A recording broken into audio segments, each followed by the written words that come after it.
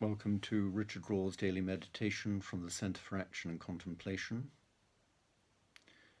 The theme for this week is simplicity, and the title of today's contribution, today being Tuesday the 30th of June, is Embracing Enoughness.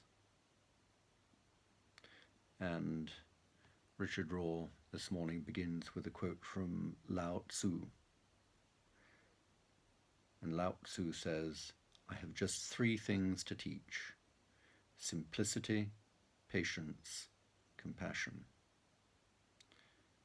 Richard Raw then continues, "Most of us have grown up with a capitalist worldview which makes a virtue and goal out of accumulation, consumption, and collecting. It has taught us to assume, quite falsely, that more is better. But it's hard for us to recognize this unsustainable and unhappy trap, because it's the only game in town. When parents perform multiple duties all day and into the night, it is the storyline that their children surely absorb. I produce, therefore I am, and I consume, therefore I am, might be today's answers to Descartes' I think, therefore I am. These identities are all terribly mistaken, but we can't discover the truth until we remove the clutter. The course we are on assures us of a predictable future of strained individualism, environmental destruction, severe competition as resources dwindle for a growing population, and perpetual war. Our culture ingrains in us a belief that there isn't enough to go around, which determines most of our politics and spending. In the United States, there is never enough money for adequate healthcare, education, the arts, or even basic infrastructure. At the same time, the largest budget is always for war, bombs, and military gadgets. I hope we can all recognize how the tragic consequences of these decisions are being played out right now.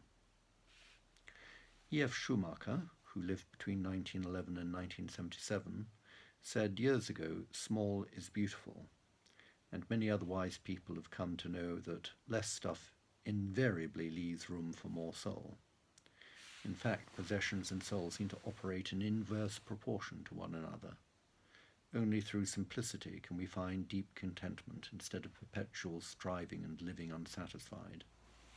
Simple living is the foundational social justice teaching of Jesus, Francis and Clare of Assisi, Dorothy Day, Pope Francis, and all hermits, mystics, prophets, and seers since time immemorial.